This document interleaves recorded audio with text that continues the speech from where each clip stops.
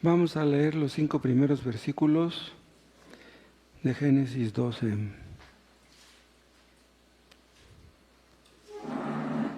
Pero Jehová había dicho a Abraham: vete de tu tierra y de tu parentela y de la casa de tu padre a la tierra que te mostraré. Y haré de ti una nación grande y te bendeciré y engrandeceré tu nombre y serás bendición. Bendeciré a los que te bendijeren y a los que te maldijeren maldeciré. Y serán benditas en ti todas las familias de la tierra. Y se fue Abraham como Jehová le dijo, y Lot fue con él. Y era Abraham de edad de 75 años cuando salió de Harán. Tomó pues Abraham a Sarai su mujer, y a Lot, hijo de su hermano, y todos sus bienes que habían ganado, y las personas que habían adquirido en Harán, y salieron para ir a la tierra de Canaán, y a la tierra de Canaán llegaron. Bendito seas nuestro Dios, nuestro Padre. Es emocionante estudiar tu palabra. Danos esa capacidad, oh Dios, de maravillarnos al estar frente a tu palabra estudiándola. Ayúdanos a entender que proviene de un Dios muy grande y maravilloso como lo eres tú. Háblanos a través de ella. Que este estudio sea de bendición para todos nosotros y para los hermanos que escucharán en casa. Aplica, oh Dios, tus verdades eternas a cada conciencia, a cada corazón, a cada persona aquí reunida, para que tu palabra no vuelva vacía, sino que más bien lleve mucho fruto. Hazlo. Te lo pedimos en el nombre de Jesús. Amén. Un poco antes de esto que acabamos de leer, pueden ustedes leer acerca del diluvio. Dios destruyó a millones de personas.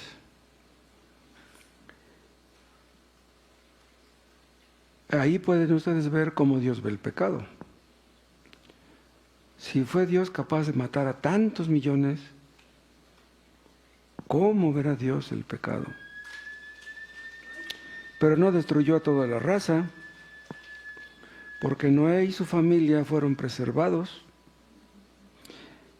Y la familia de Noé se volvió a poblar todo el mundo.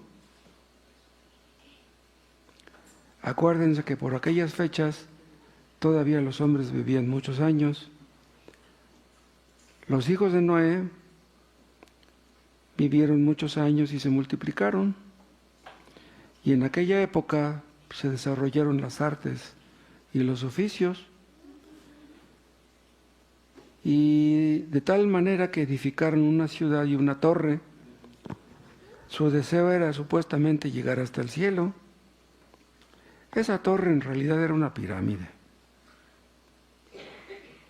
Eso de que querían una torre que llegara hasta el cielo habla de su soberbia simplemente. Es imposible, ¿no?, que una torre pudiera llegar tan alto. Lo que ellos querían era hacerse un hombre, es lo que dice en Génesis 11:4. Vean, y dijeron: vamos, edifiquémonos una ciudad y una torre cuya cúspide llegue al cielo, y hagámonos un nombre. Vean, esta frasecita, hagámonos un nombre, habla de soberbia, habla de orgullo. Y hagámonos un nombre, dice, por si fuéramos esparcidos sobre la faz de toda la tierra. Dios le dijo que lo hicieran, que poblaran el mundo, que se esparcieran, pero ellos no quisieron eso. Ellos quisieron instalarse en una ciudad. Eso habla de rebeldía. Ellos estaban dispuestos a salirse con la suya, pero para evitarlo, Dios confundió sus lenguas, ¿se acuerdan? Al hacerlo, Dios los obligó a dispersarse. Esa confusión de lenguas, pues, fue un juicio de Dios. Actualmente hay más de 6,000 idiomas en el mundo. ¿Y cuántos dialectos aparte? Cuando ellos fueron esparcidos, eso fue el inicio de las distinciones raciales. No hay muchas razas, solamente hay una, la raza humana, pero hay muchas variaciones de esa raza humana. O sea, no podemos decir que haya raza blanca, raza amarilla, raza negra, raza cobriza. Es una sola raza, pero diferentes variedades, variaciones. En una ocasión veíamos que en cada ser humano hay todo género de pigmento en embrión. Adán y Eva podían tener un hijo exactamente de su color o un poco diferente. En un principio, los hombres se casaban entre parientes cercanos. No había de otra. Y las posibilidades de un color de piel diferente eran muy pocas. Pero ya después, con la dispersión, cuando Dios confundió las lenguas, esas posibles combinaciones de color aumentaron y cada vez más y más aumentaron. Y ahora la genética moderna demuestra que si un hombre blanco se casa con una negra o viceversa, pueden tener un hijo blanco, pueden tener un hijo negro, pueden tener un hijo moreno, pueden tener un hijo amarillo, pueden tener un hijo rojizo. Eso lo dice la genética. Sí, o sea, no estamos inventando. Si una raza quedaba aislada, las posibilidades de estas combinaciones menguarían. Si quedaba aislada. Pero como fueron dispersados, entonces las combinaciones aumentaron.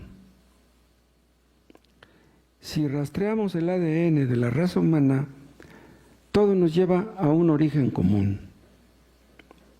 ¿Cuál es ese origen común? No un mono. Un mono tiene ADN de mono. Los seres humanos tenemos ADN de humanos.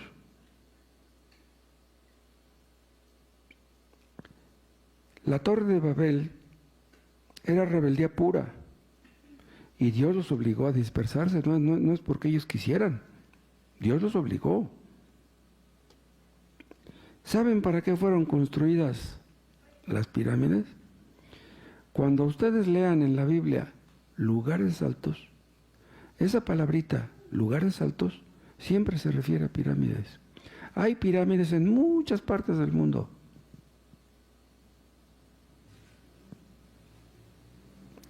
Las pirámides fueron construidas para adorar a los demonios, no para adorar a Dios.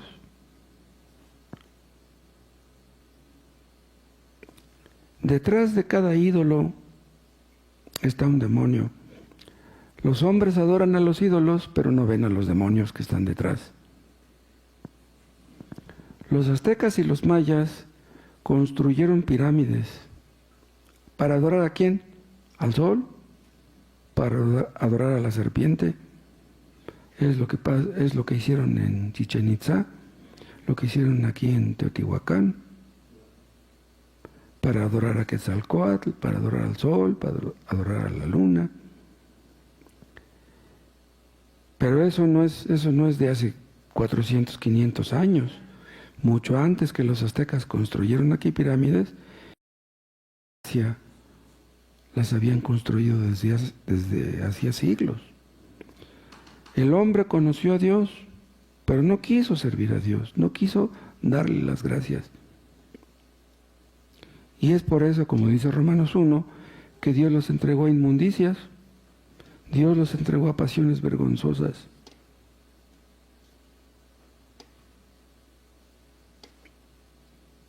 El hombre conoció a Dios, pero no quiso saber de Dios.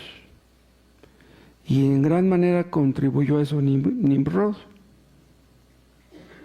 ¿Han leído ustedes ese libro que se llama Babilonia, Misterio Religioso? Eso surgió cuando Nimrod construyó aquella pirámide. Babel es la cuna de todas las religiones falsas. De ahí surgieron todas las religiones falsas. Hombres necios que por no querer adorar a Dios, prefirieron adorarse a sí mismos, adorar a los animales. Imagínense, un hombre superior a los animales terminó adorando a los animales. Y en ese contexto fue que Dios llamó a Abraham. Dios destruyó a muchos en el diluvio y luego dispersó a muchos otros. Pero vean, a pesar de todo, Dios tenía y tiene un plan para la raza humana, a pesar de todo lo que ocurrió. En estos versículos que acabamos de leer vemos cómo Dios se revela a un hombre.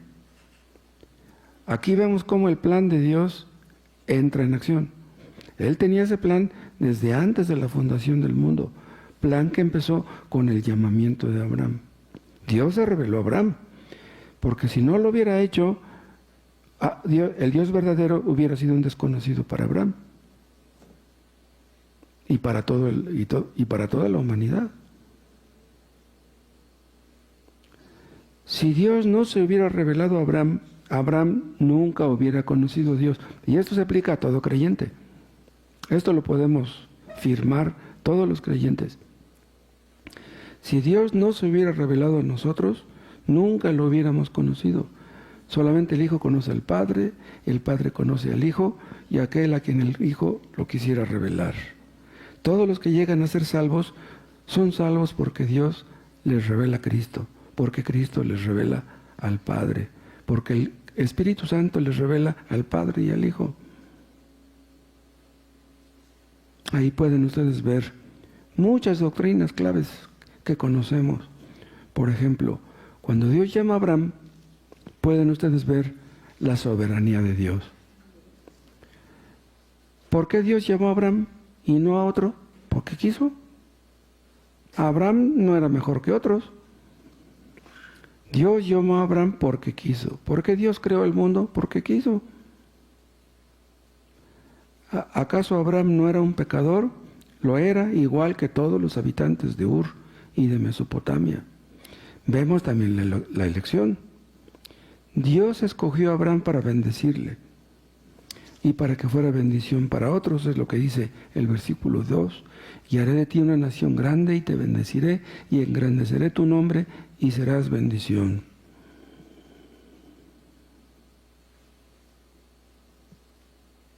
Esta doctrina de la elección no solamente la vemos en el Nuevo Testamento, sino también en el Antiguo.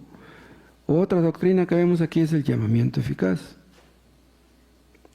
Dios llamó a Abraham, pero no solamente de manera externa, sino que hizo que la palabra penetrara y se metiera. Eso fue el llamamiento eficaz.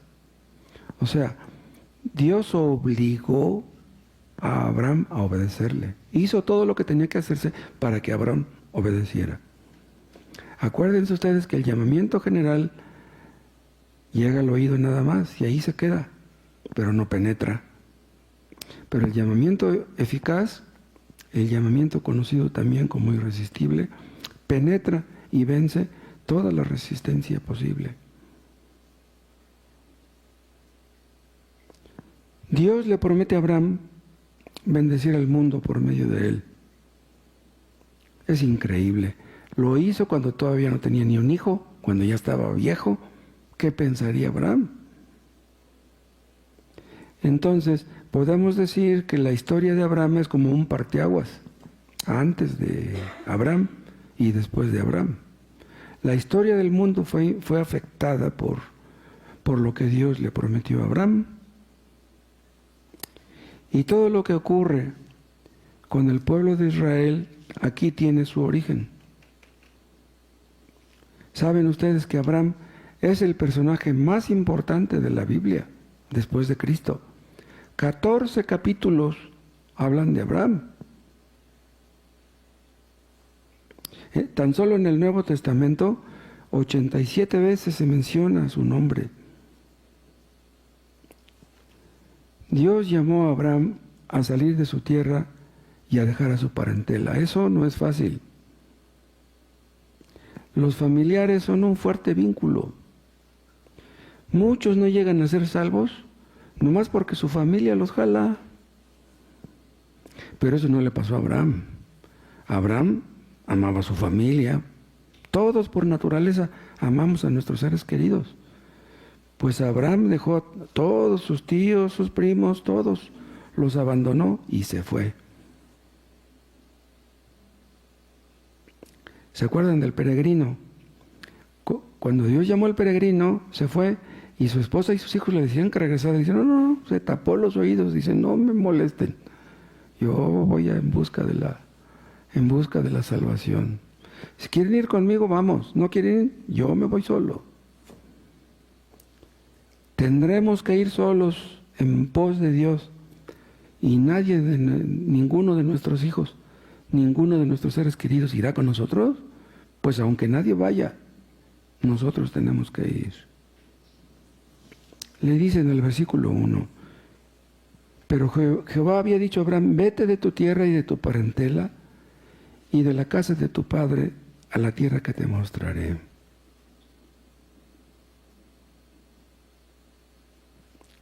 Esta tierra no la conocía Abraham. Nunca había visto una foto. Imagínense que le hubiera dicho a sus parientes, ¿qué creen? Fíjense que Dios se me apareció y me dijo que me fuera a una tierra. ¿A cuál tierra? No, pues no sé, pero me dijo que me fuera a una tierra. ¿Cómo es eso? Le hubieran dicho, oye, ¿te vas a ir? ¿Estás loco? Pero el llamamiento que Dios le hizo a Abraham fue eficaz, fue irresistible. Dios lo convenció para que le dijera que sí. Es lo que pasó igualmente con Mateo el publicano. Pasa Cristo y le dice a Mateo, sígueme. Y Mateo, que tenía un negocio tan próspero, los publicanos ganaban muy buen dinero, dejó el negocio y siguió a Cristo. ¿Cómo fue que Cristo convenció a Mateo a que dejara ese negocio y lo siguiera? El llamamiento eficaz. Ahora, Abraham, cuando Dios lo llamó, Abraham vio a Dios. Cuando Cristo llamó a Mateo, Mateo vio a Cristo. Pero Cristo nos llama a nosotros y no lo vemos. Creemos en un cielo que no hemos visto. Creemos en un infierno que no hemos visto. Cristo ha prometido llevarnos a un cielo que no hemos visto. Dios le dice a Abraham, serán benditas en ti todas las familias de la tierra, todas las naciones de la tierra. Imagínense que Abraham le hubiera dicho eso a sus parientes. Dios va a bendecir al mundo por medio de mí. Se hubieran reído de él. Pero Dios cumplió esta promesa. Dios bendijo al mundo por medio de Abraham, exactamente tal y como le había dicho. ¿Saben ustedes que las tres grandes religiones del mundo tienen su origen en Abraham? El judaísmo, el cristianismo y el islamismo.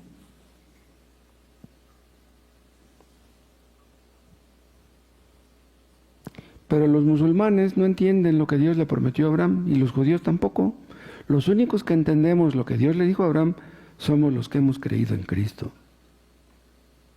Esas promesas que fueron dadas a Abraham no son dadas a nosotros. Y solamente nosotros entendemos el contenido de esas promesas y la fidelidad del que está detrás de ellas.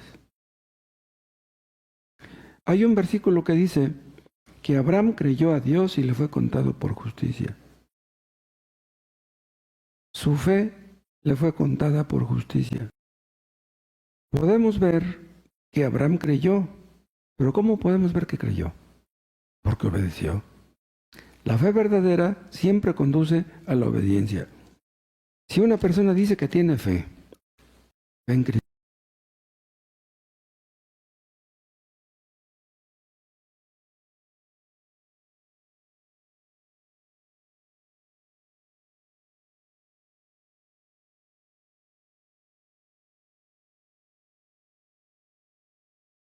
Pues fue confirmado todo el asunto cuando estuvo dispuesto a matar a Isaac, pero él ya había sido justificado antes.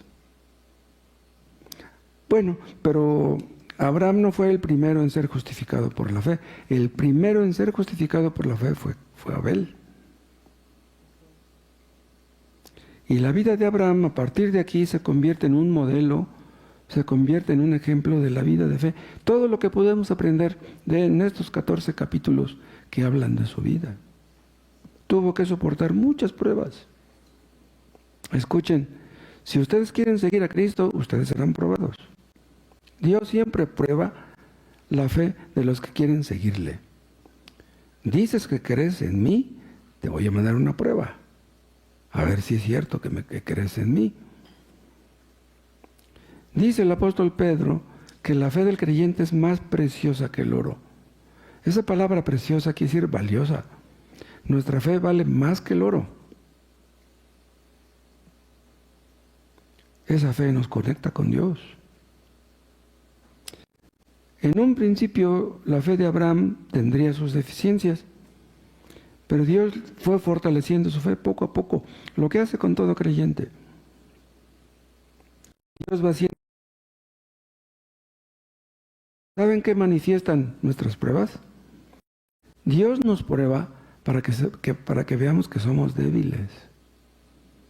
Por ejemplo, si tenemos dinero, pues podemos estar bien contentos, alegres, etc.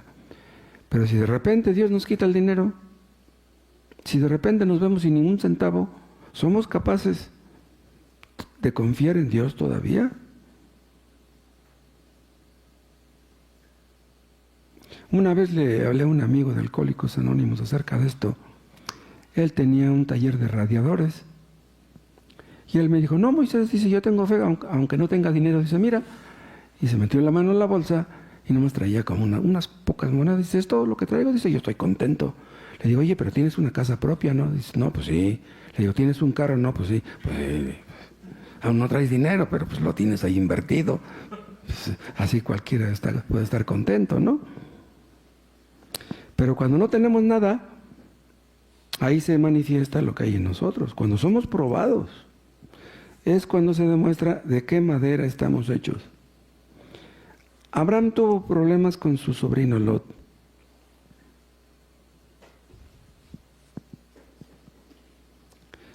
Algunos de nosotros enfrentamos problemas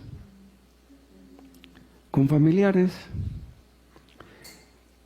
Las pruebas que tenemos a través de nuestros familiares pueden ser pruebas durísimas. Pero pues repito, ahí se ve de qué madera estamos hechos. ¿A quién amamos más? ¿A Dios o a nuestros familiares? En la vida de Abraham vemos también la guía divina. Ese es un tema que vimos no hace mucho. Pero Abraham se equivocó en alguna ocasión en ese asunto de la guía divina. Acuérdense, en el caso de cuando se enredó con Agar y tuvo a Ismael. Gracias.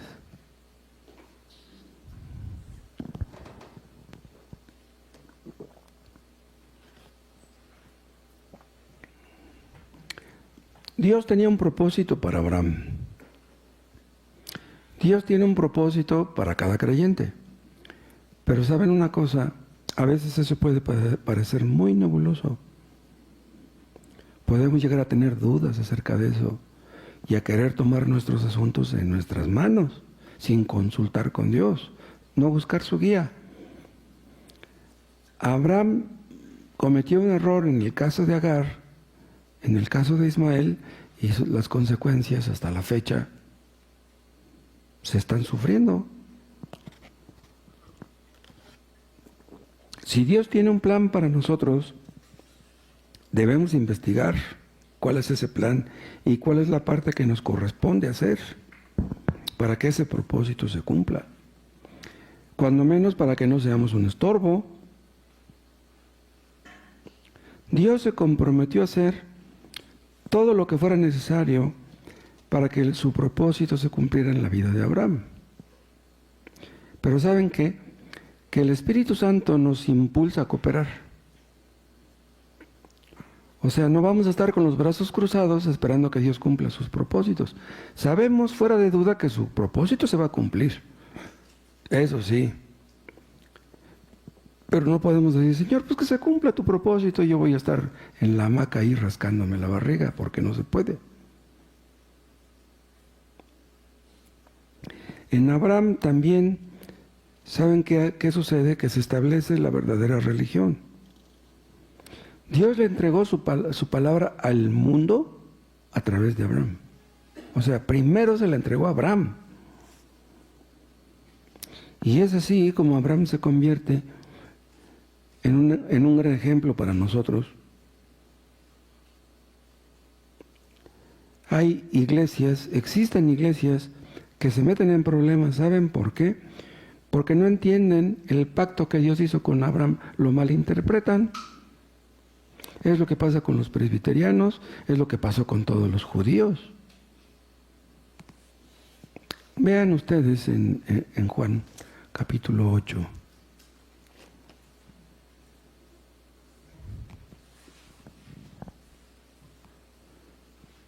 Juan 8:31. Dijo entonces Jesús a los judíos que habían creído en él. Vean, ¿a quiénes? A descendientes de Abraham, ¿sí? Dijo entonces Jesús a los judíos que habían creído en él: si vosotros permaneciereis en mi palabra, seréis verdaderamente mis discípulos, y conoceréis la verdad, y la verdad os hará libres. Le respondieron: linaje de Abraham somos, o sea, descendencia de Abraham somos, y jamás hemos sido esclavos de nadie. ¿Cómo dices tú seréis libres? Jesús le respondió: de cierto os digo, que todo aquel que hace pecado, esclavo es del pecado. Y el esclavo no queda en la casa para siempre, el Hijo sí queda para siempre. Así que, si el Hijo os libertare, seréis verdaderamente libres.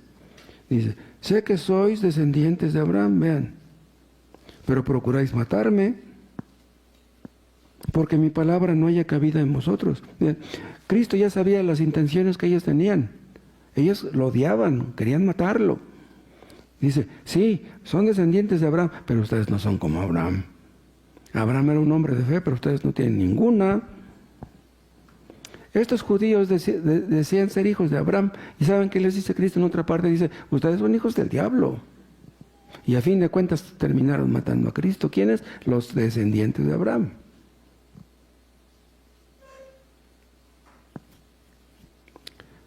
Los cristianos,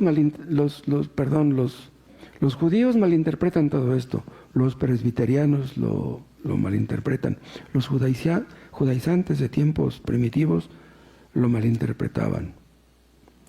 Los presbiterianos, lo mismo que los católicos, creen en la regeneración bautismal. No entienden lo que Dios les dijo, lo que Dios le dijo a Abraham. Esa doctrina de la regeneración bautismal hace creer a la gente que en el momento en que el niño es bautizado, o el jovencito, o sea, de la edad que sea, en ese momento ya es un hijo de Dios. Dan a entender que el bautismo engendra hijos espirituales. Pero nosotros creemos que el único que puede engendrar hijos espirituales es Dios.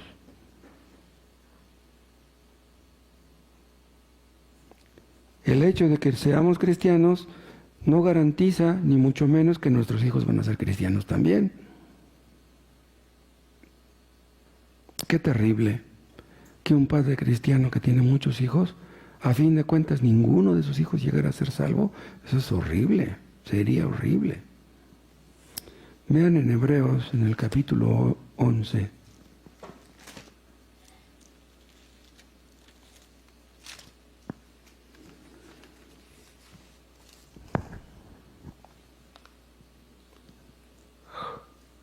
Hebreos 11:8. Por la fe Abraham, siendo llamado, obedeció para salir al lugar que había de recibir como herencia, y salió sin saber a dónde iba. Vean, salió sin saber a dónde iba. Se estaba desviando, porque se acuerdan ustedes que antes de llegar a Canaán estuvo en Harán. ¿Y saben ustedes dónde está Harán? Está al norte, muy al norte de Judea. ¿Sí me explico? Vean, digamos que está así el mar Mediterráneo. Esta es la nación de Israel. Harán está acá y Ur está acá. Dios le dijo, ve a la tierra que te mostraré. La tierra era esta. ¿Qué andaba haciendo Abraham por acá en Harán?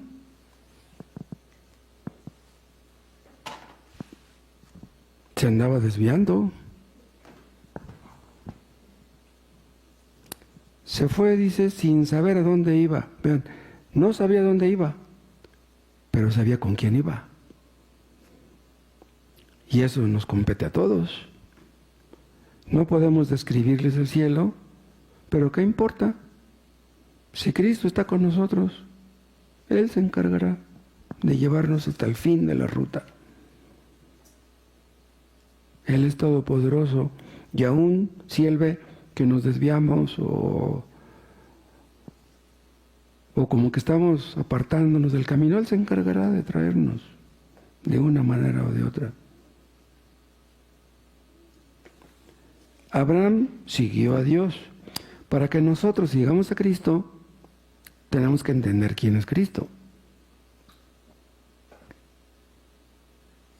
Para que una persona se arrepienta de su pecado, primero debe entender lo que es el pecado. Si ustedes le hablan del Evangelio a una persona, nunca se les ocurra decirles en la primera plática que se arrepientan de su pecado. No le digan eso. No saben lo que es el pecado. Ni saben algo del carácter de Dios. Primero háblenle de Dios. Háblenle del pecado, de las consecuencias del pecado. Y ya después háblenle del arrepentimiento. Hablarle del arrepentimiento a una persona que nunca ha oído del pecado es perder el tiempo. Hebreos 11:8. Por la fe Abraham, siendo llamado, obedeció para salir al lugar que había de recibir como herencia y salió sin saber a dónde iba. Salió, ¿qué quiere decir eso? Que obedeció. Su fe se demostró ahí, obedeciendo. Dices tú que tienes fe, demuéstralo obedeciendo. Porque si no obedeces, ¿cómo puedes tú decir que crees en Cristo? La fe no es algo psicológico, algunos creen. La fe no es algo subjetivo, aunque tal vez lo subjetivo pueda tener cierto lugar ahí. Pero la fe no es algo puramente psicológico ni subjetivo. Por ejemplo, una persona le puede decir a otra, oye, yo quisiera creer en Dios, pero no creo. Y el otro podría contestarle, bueno, dice, no importa, tú haz como que crees. Haz como que crees y terminarás creyendo. Eso es absurdo. Comparen esto que les estoy diciendo con con Romanos capítulo 6.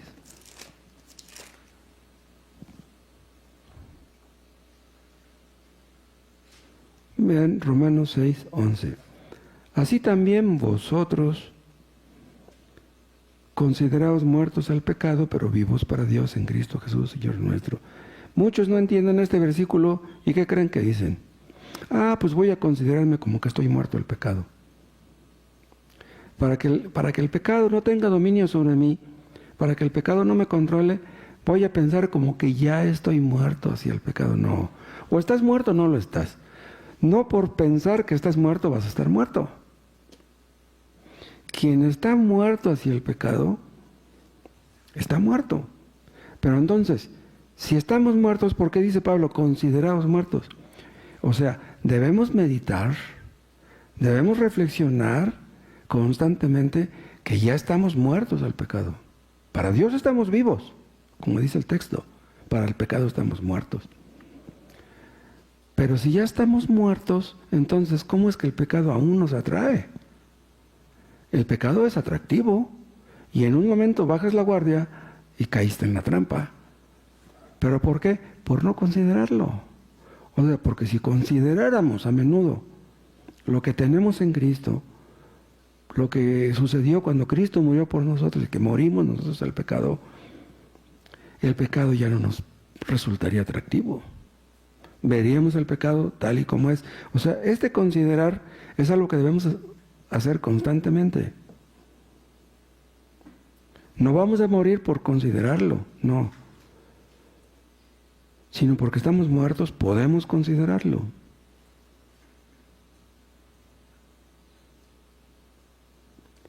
Abraham salió para salir al lugar que había de recibir como herencia. Es lo que vimos en Hebreos 11:8. Abraham sabía que iba a recibir una herencia de Dios. O sea, él no estaba esperando que su papá le diera una herencia. No, él pensaba en algo superior. Acuérdense ustedes que cuando hablamos de la fe, hablamos mínimo de 3 cosas: creer, confiar y obedecer. Estas 3 cosas tienen que estar juntas en una persona. Si tú dices que crees y que confías, pero no obedeces, algo te falta. Si dices que obedeces y confías, pero no crees en Cristo, algo te falta. Las 3 cosas tienen que concurrir: creer, confiar y obedecer. Cristo como profeta, Cristo como sacerdote, Cristo como rey. Las 3 cosas.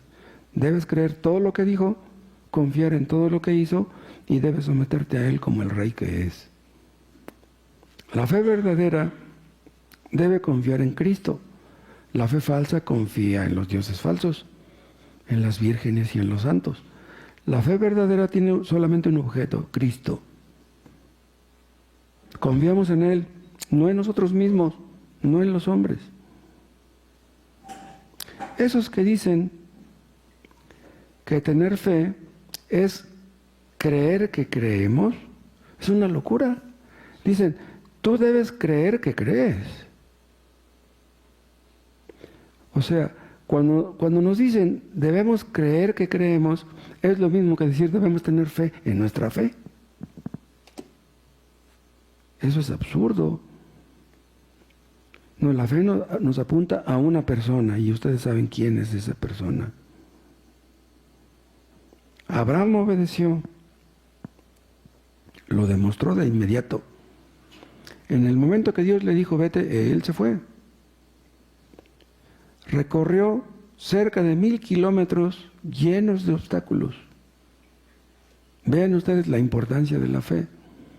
Hay obstáculos. El diablo pone obstáculos. La carne pone obstáculos. Abraham creyó que tendría una descendencia numerosa, pero no tenía ni un hijo. Su mujer era estéril, estaba igual de vieja que él.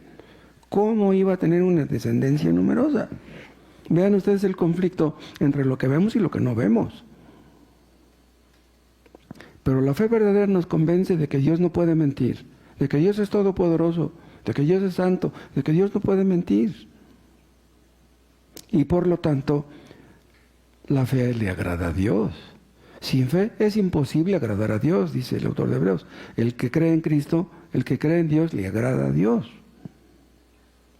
Pero qué curioso, nuestra fe le agrada a Dios, pero nuestra fe es algo que Él produjo. Nuestra fe es la obra de Dios en nosotros.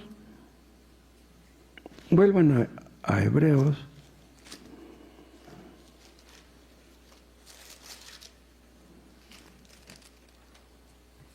Hebreos 11, versículo 6. Pero sin fe es imposible agradar a Dios, porque es necesario que el que se acerca a Dios crea que le hay y que es galardonador de los que le buscan. ¿Qué quiere decir esto? Que los que no tienen fe, hagan lo que hagan, canten muy bonito en la iglesia o den mucha ofrenda. Si no tienen fe en Dios, no le agradan a Él, hagan lo que hagan. Vean otro texto aquí adelantito en Santiago, en el capítulo 2, en el versículo 23. Y se cumplió la escritura que dice: Abraham creyó a Dios y le fue contado por justicia, y fue llamado amigo de Dios. Abraham fue llamado amigo de Dios. ¿Qué significa la palabra amigo? La palabra amigo habla de una persona a quien amamos, a alguien a quien se ama. Entonces, al creer en Cristo, nos hacemos amigos de Dios. Y los que no creen en Dios son sus enemigos. El que no está conmigo está contra mí. Dios es el mejor amigo, no cabe duda, pero es el peor enemigo. Los que no quieren entender que al no ser amigos de Dios son sus enemigos, si no lo quieren entender ahora, lo van a entender un día. Un día terrible. La fe le agrada a Dios y la fe trae salvación. Salvación del pecado, de las consecuencias del pecado, salvación del infierno, salvación eterna, salvación de la ira de Dios. La fe es un medio para obtener la salvación. Podemos decir en un sentido que la salvación depende de la fe, no depende de las obras. En tercer lugar, la fe acaba con las dudas. En un principio Abraham llegó a tenerlas, y eso nos ocurre a todos. Pero la fe vence al mundo, dice Juan. La fe condena al mundo. Lo que pasó con Noé. Noé condenó al mundo, a su mundo de aquel tiempo, al estar construyendo el arca. Había dificultades, había burlas, pero la fe vence todas las burlas, todas las dificultades. Vuelvan a Hebreos 11 y vean el versículo 11. Por la fe también la misma Sara, siendo estéril, recibió fuerza para concebir. Vean cómo dice aquí. Por la fe, Sara recibió fuerza para concebir. Pero ¿cómo recibió fuerza para concebir Sara? Hay mujeres que tienen mucha fuerza de voluntad, que dicen: no, yo consigo lo que me propongo. Una mujer que tiene mucha fuerza de voluntad puede ponerse a estudiar a los 70 años y recibir su título en la universidad. Pero una mujer de 70 o 80 años, por su fuerza de voluntad, va a tener un bebé. No, aquí la fuerza de voluntad no sirve para nada. Pero entonces, ¿cómo fue que Sara recibió fuerza para tener un bebé? Hay un versículo que dice que por la fe Daniel tapó la boca de los leones. Pero vean, no fue Daniel el que le tapó la boca a los leones. El que le tapó la boca a los leones fue Dios mismo. Los leones tenían ganas de comerse a Daniel, pero pues Dios no lo dejó. Por la fe Sansón hizo cosas increíbles. Es puesto también como un ejemplo de fe. Los que no tienen fe piensan que la historia de Sansón es algo fantástico, como un mito, una leyenda. Pero es que ellos, como no tienen fe, no pueden entender que por la fe Sansón hizo lo que hizo. La fe nos hace fuertes. La fe nos hace capaces de hacer cosas increíbles. Dice David en una parte, ¿cómo dice? Contigo desbarataré ejércitos y con mi Dios asaltaré muros. ¿Se acuerdan? O sea, si Dios está conmigo, yo soy capaz de cualquier cosa. La fe nos hace fuertes para la guerra espiritual. Vean, no todos los creyentes estamos igualmente convencidos de esta guerra, pero hay momentos en que sentimos cerca al diablo. ¿No han ustedes experimentado, hermanos, la cercanía del diablo? ¿Que el diablo los odia? Pues en esos momentos entra la fe en juego. ¿Qué es lo que hacemos en esos momentos? Nos agarramos de Cristo. Y ahí, agarrados de Cristo, aunque el diablo esté ahí rugiéndonos, estamos agarrados de Cristo, no hay ningún problema que siga rugiendo. Otra cosa que la fe hace es que es como un telescopio. Vean Hebreos 11, versículo 13, 11, 13. Conforme a la fe murieron todos los de la lista que está antes. Conforme a la fe murieron todos estos, vean, sin haber recibido lo prometido. ¿Qué es lo que les prometió Dios? Pues la vida eterna. Sino mirándolo de lejos, dice, y creyéndolo, y saludándolo, y confesando que eran extranjeros y peregrinos sobre la tierra. Estamos de paso, allá voy, a la tierra celestial, la que Dios tiene para mí. Por eso Dios alaba la fe. La fe nos hace ver hacia lo lejos. Las cosas que están lejos, ¿qué es lo que hace un telescopio? Que las cosas que están lejos hace que las veamos como si las tuviéramos aquí bien cerquita. ¿Cómo se ven los cráteres de la Luna con un telescopio? Una vez fuimos a Morelia y allí en el centro de Morelia estaban unos alquilando había luna llena y ahí estaban los telescopios y órale, asómese a la luna para nomás le entre con sus 30 pesotes y ya puede usted ver la luna. No, pero es maravilloso ver esos cráteres de cerca, como si tuvieras la luna aquí.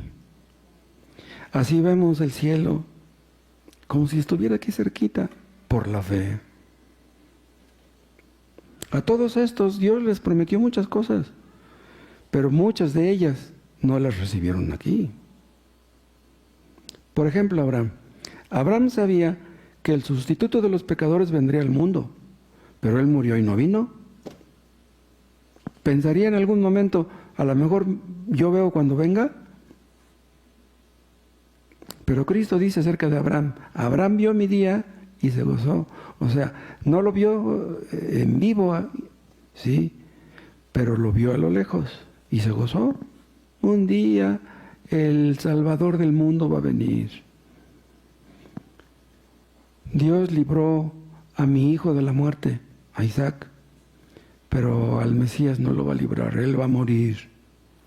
Él va a morir por los pecados del mundo. Eso lo entendió Abraham y se gozó. Abraham entendió por la fe lo que no se puede entender sin fe. Por eso dice en el versículo 3 que es por la fe que entendemos, vean, 11:3. Por la fe entendemos, dice. Es por la fe que entendemos un montón de cosas que los inconversos no pueden entender. Esas cosas que son invisibles a los ojos de los inconversos, para nosotros son muy ciertas, muy visibles.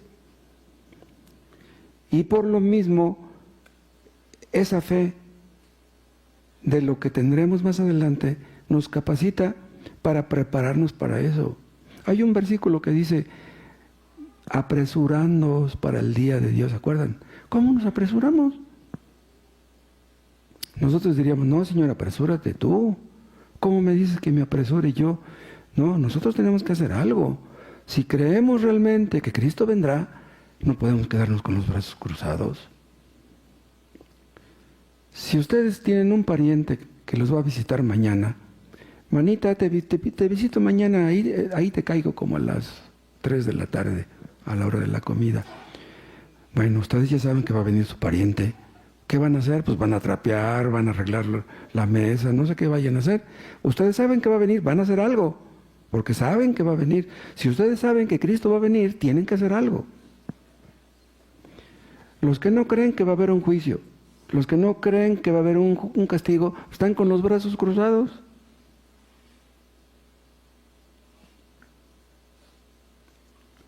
Abraham sabía que la misma vida de Isaac era un milagro. Dios le dijo que iban a hacer ese hijo. Ese hijo era un milagro. Y es por eso que cuando Dios le dijo que lo matara, no hay ningún problema. Es un milagro, lo mato y pues Dios me hace otro milagro. ¿Qué trabajo le cuesta? Es más, mato a este hijo y puede ser que Sara tenga cuates, triates. Pues Dios todo lo puede.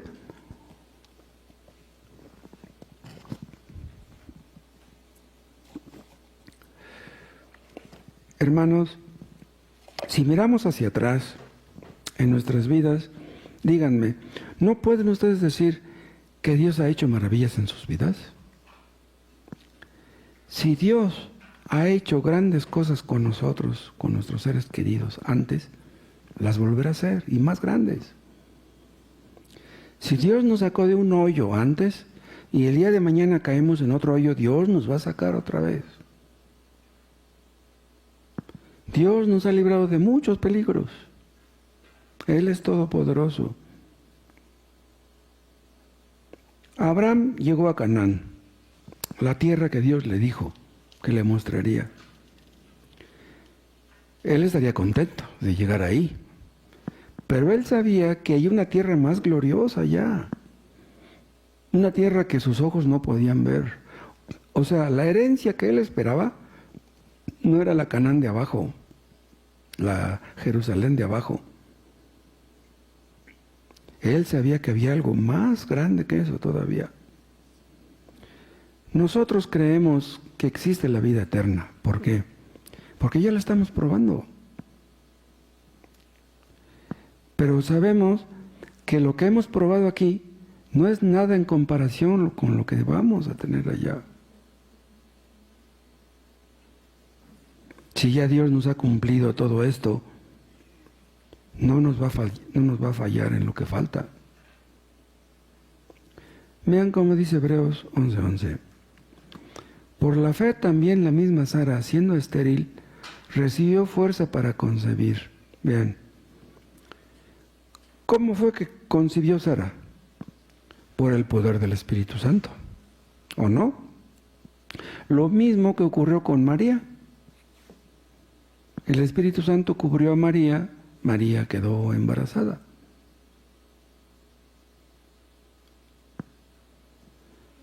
Cuando Dios nos llama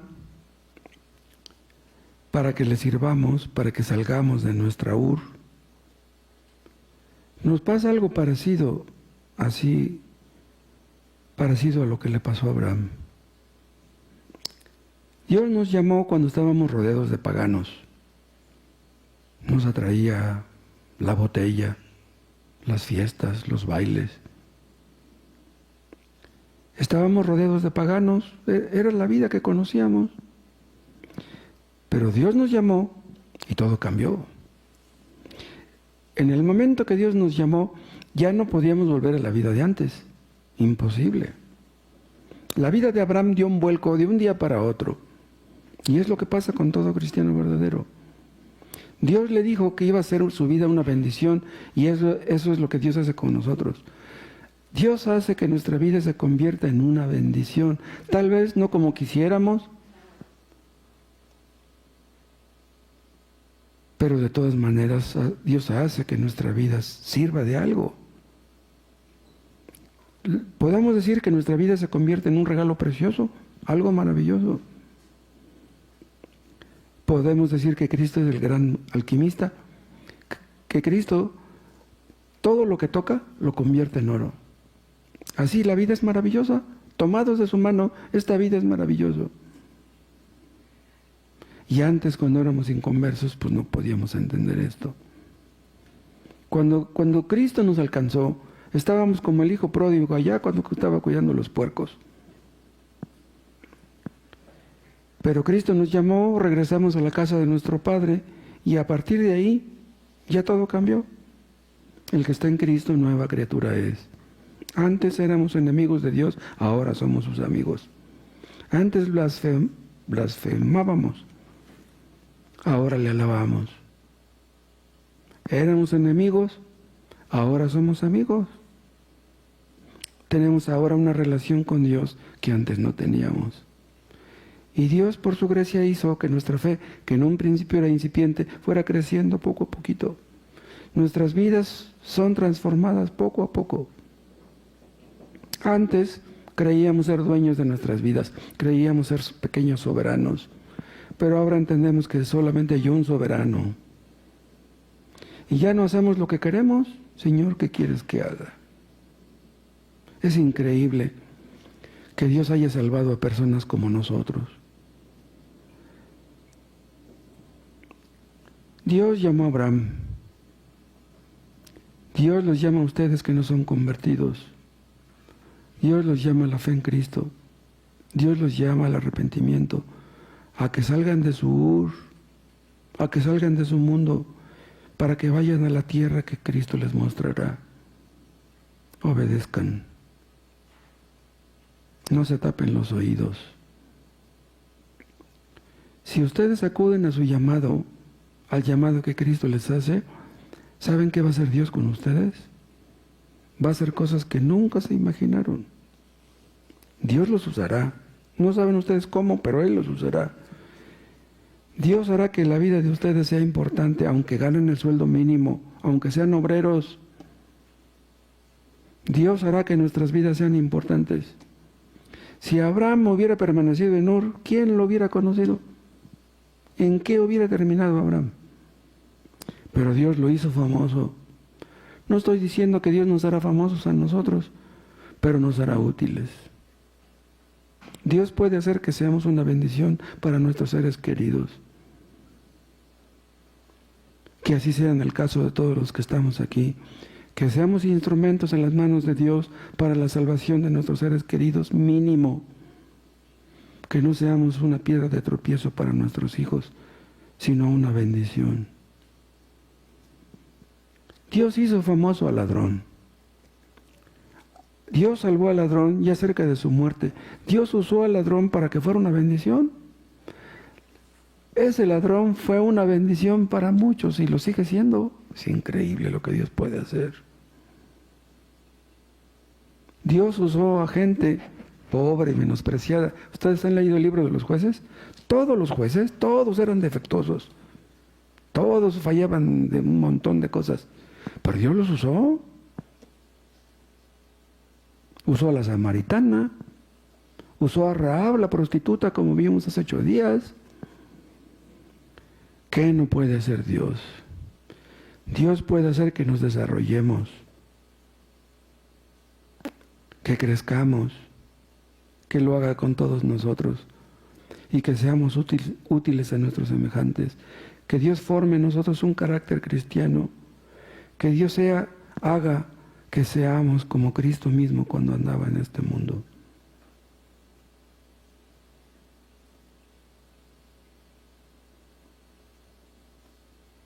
Dios hace cosas increíbles. Como Dios hizo famoso a Job, pero para hacerlo famoso, primero le quitó 10 hijos.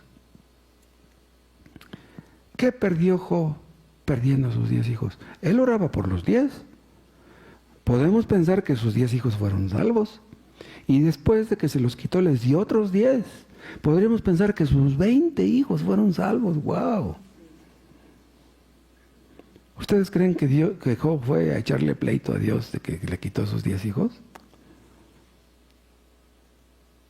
Dios hace cosas increíbles y nos llevará a nuestra herencia celestial, donde estaremos con Cristo.